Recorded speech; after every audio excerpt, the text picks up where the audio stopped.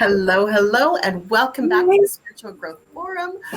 Hi, I'm Charisse, and I am here with JaWand, the lovely JaWand, who is going to give us permission for all the things that we are not giving ourselves permission for, which I freaking love, because not that we need permission, but we think we do, right? So JaWand is from JaWand Morris Coaching. She's a passionate certified life and mindset coach based in Lafayette, Louisiana. Yummy food, dedicated to empowering women on their journey to a joyful and fulfilled life. Armed with a master's degree in organizational leadership and certified as a professional coach, she brings a unique blend of academic knowledge and practical coaching skills to her experience with you. As an ICF Associate Coach with an ACC certification, her mission revolves around helping individuals discover and embrace their authenticity while staying motivated to become the best versions of themselves. She believes in the power of empathy coupled with a gentle yet challenging approach to catalyze personal growth. Her coaching philosophy centers on fostering positive transformations, both mentally and emotionally. Through personalized guidance and support, she assists women in navigating life's complexities, unlocking their true potential, and cultivating a mindset that propels them towards success and fulfillment. And that all sounds absolutely yummy and delicious. So, welcome. Oh, thank you so much for having me today. I am so excited for this. I, like my bio said, I absolutely, I love helping others become their authentic selves. And authentic selves, and as I'm going to talk about today, giving ourselves permission that helps us become our authentic selves. So this is very near and dear to my heart. Not only that, I have clients that I've had I've had clients in sessions that are have that mindset of, or they have beliefs that are just that allow them not to be themselves, and they feel like they have to follow one way or the other. But I also have experienced it. The things that I believed in that were instilled in me. Don't get me wrong, my parents were awesome, but there were things that, I've picked up along the way in my 40 years of being on this earth, that have instilled with me. And when I say giving yourself permission, I'm meaning being able to say yes to those things that you feel like are just not in I don't want to say believe in, and I keep wanting to say wheelhouse, but just things that you just don't feel like it's impossible to say yes to. So now you're kind of wondering why is giving yourself permission a very hard thing, right? Because we're often influenced by cultural norms, family expectations,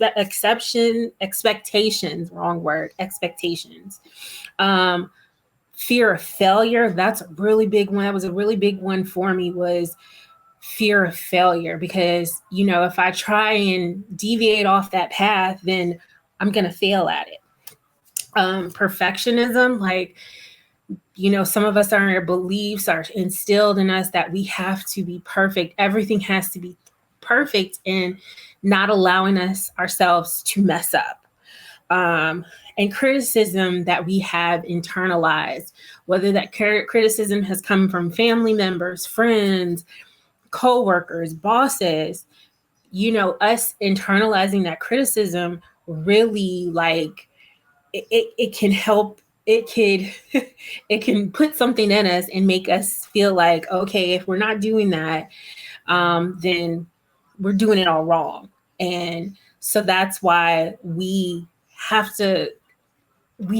don't want to say we have to give ourselves permission, but allow ourselves to do these things. Let's re-say that. So I like to use this as examples, things that we believed in. So I know as a child growing up, and I know most of us, Saturday mornings, what were Saturday mornings were for us to clean up. When our moms put on that music, and waking us up out of our sleep with the music, that meant, okay, we're all about to get up and we're going to clean. And, we have to clean the house because it's Saturday morning. Why do we clean up on Saturdays? Because during the week we were at school or they were at work. So we had to, that was mostly the only day that we really could clean up. So I internalized that. And as an adult, that was what I felt was like, okay, well, on a Saturday, I got to get up and clean up. Until I realized I'm tired after Friday nights and getting up on Saturday mornings. I wanted to sleep in. So I thought about it, and I rewrote that rule and said, I don't have to. Gave myself permission and rewrote that rule and saying, I don't have to clean up on Saturday mornings. I can clean up during the week. I can clean up on a Wednesday after work. I can clean up whenever. Cleaning up on Saturday is not a fast and hard rule. So that's what I mean when we feel like we always have to follow our beliefs or the things that we were taught.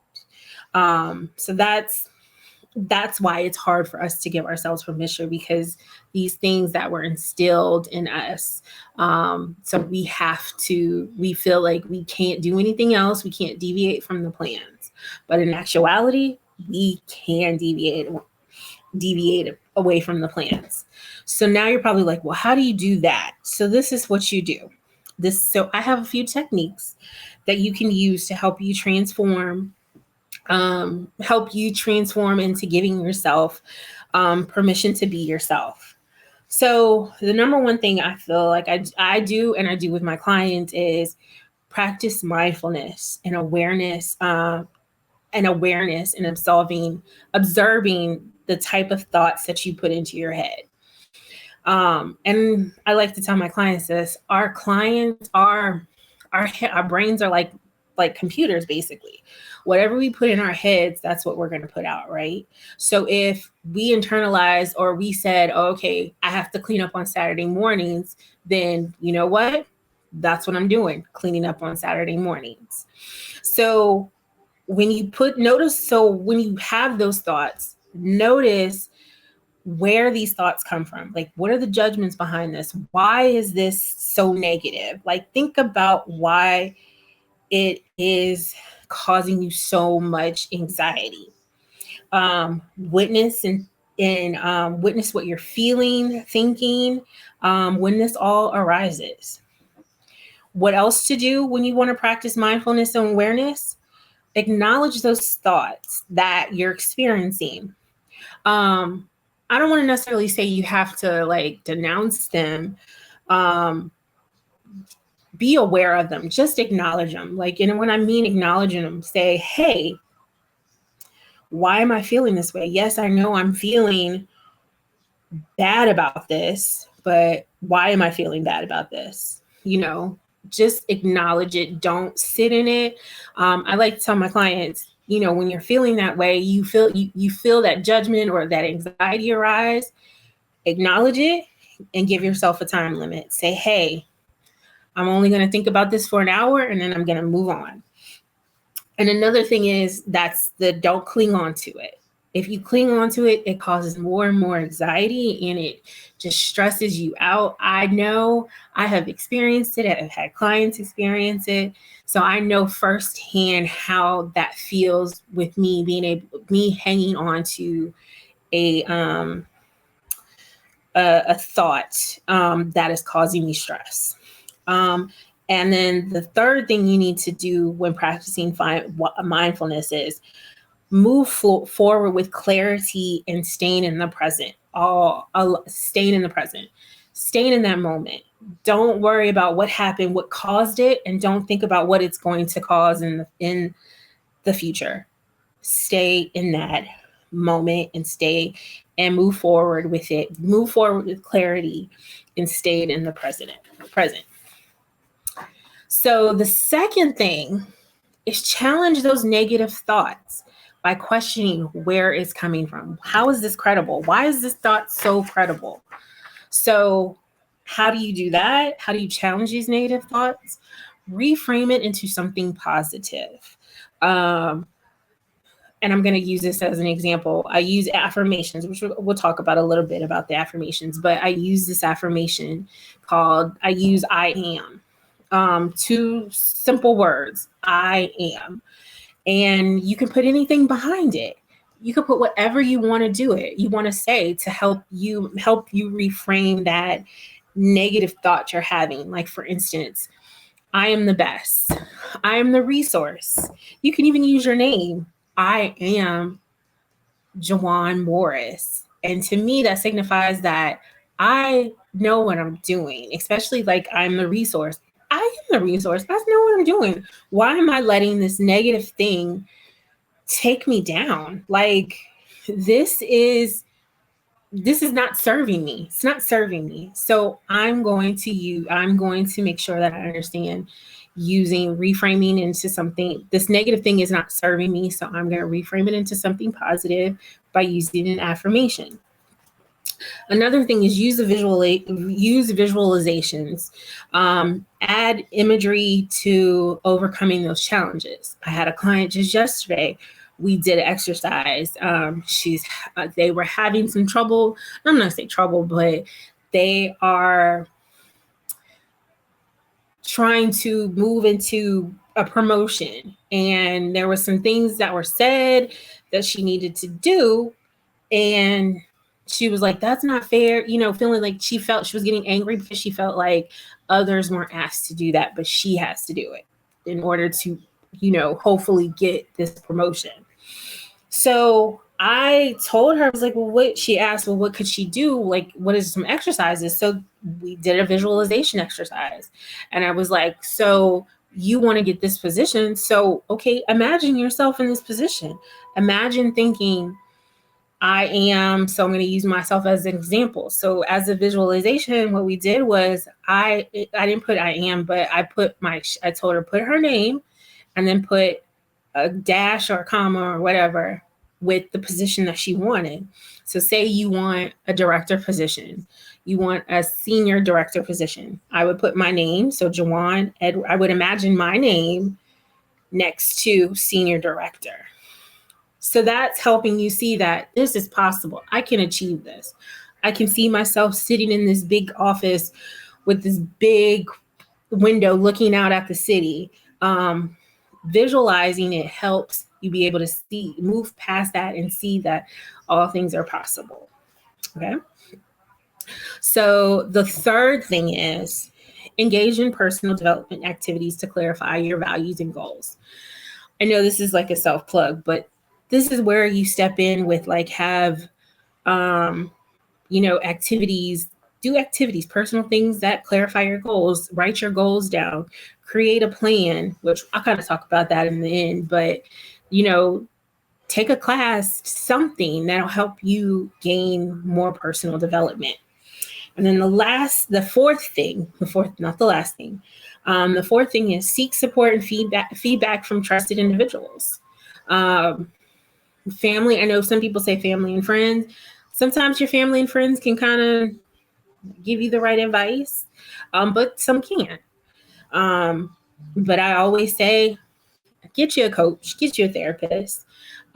They are their unbiased opinion, not even an opinion, but they're unbiased in what they're telling you. You're only giving them so much information, so therefore they can be unbiased. They don't know you in your everyday life, so having this unbiased opinion helps be able to really think about how you need to move forward and being able to give yourself permission. And then the last thing is, and I just said this, develop your personal permission plan. So for instance, a lot of people do a vision board, do vision boards because it's a roadmap to seeing, okay, well, how can I move along? How can I move to the next thing? How can I move to the next thing? Being able to visualize it. This goes back to visualizing where you want to be. But developing this personal permission plan, this plan will be your roadmap and helping you give yourself permission. So what should this plan include? So it should include your core values and your beliefs. And even rewriting those, like I would say first, write down everything you believe, what your core values are and your beliefs are. And then look at them and be like, are these really what I believe in? Is this what I really value? And then at that point, change them up, rewrite them. But I'll start with writing your core values and your beliefs. Also in this plan, you should put your boundaries. You should set your boundaries. Write the boundaries you want to set in your life. Let me say it like that. Because, and why I say put boundaries in there, and I find this with a lot of my clients, is they're not setting these boundaries with family, friends, work, coworkers, whoever. And when they don't set these boundaries, then they're stuck doing things that they don't want to do or feeling ways that they don't want to feel because they could not put those boundaries up. I'm going to say I am one of those that did not set boundaries. And then when I realized that I needed to set boundaries, it was a little too late, but I still set those boundaries. Okay. So set your boundaries. Reflect on past experiences. Go back and see how these things shaped you. Something in the past, there's things in the past that have shaped you. And think about how they shaped you. Why do you feel like you need permission? Why do you feel like you have to be perfect? Why do you feel like you have this fear of judgment? What is it that shaped you into thinking or tricked you into thinking that you could not live as your authentic self? Also put in their goals, your short-term and your long-term goals. So you can see where you need to go and what you need to get to that that thing in the long run, that authentic self, whatever it is that you need permission to be, those goals are needed to get there. And also write those permissions that you need, like simply just write permissions, the things that you want to give yourself permission for. You'll be very surprised that when you write these things down, you're like, wait, did I really not give myself permission for that? So write those permissions down. And the last thing that should go in your personal permission plan is affirmations. We all need those self-talk. I wholeheartedly believe in having positive affirmations. As I told you, I use the one I am. I even have it tattooed on my wrist that you can kind of see. I don't know if you can really see, but that it's tattooed on my wrist because it's a reminder of when that doubt starts to creep into my head, I can look down at it and be like, I know who I am. I am JaWand Edwards. I am the best. So create those positive affirmations. So in this plan, what you need, just to go over it, write your core values and your beliefs down, boundaries you want to set in your life, reflect on the past experiences that have shaped you, your goals, the permissions that you want to give yourself, and create those positive affirmations. So my hope in this talk, I hope I was able to help you begin your journey in becoming that person that gives themselves permission to be yourself. This is very, very personal to me because, like I've said earlier in this, is that I was one of those people that felt that everything had to be perfect. I was always worried about people judging me. I was worried about, okay, if I didn't do it right, if I didn't do this, I was going to fail at it. And I missed a lot of opportunities instead of just starting. I could have missed this opportunity as being a coach if I just didn't start and if I was so concerned about the fear of failure. But here I am sitting in front of you today. So just start. By fostering your self-awareness, self-compassion, proactive goal setting, you can unlock and fulfill your potential and lead to a more fulfilling life. So thank you for sharing this journey, being here and sharing this journey with me. If you want more information, or I do have this, what we just talked about, the I am heard, giving yourself permission to live the life you want, I do have a full workshop coming up. The link is somewhere here. So I do have that. There it is. There's the Eventbrite link. So if you're interested in getting more help on this and learning more about this, click that link. I'm also available at my website. You can reach me at my website, www.JaWandMorrisCoaching.com.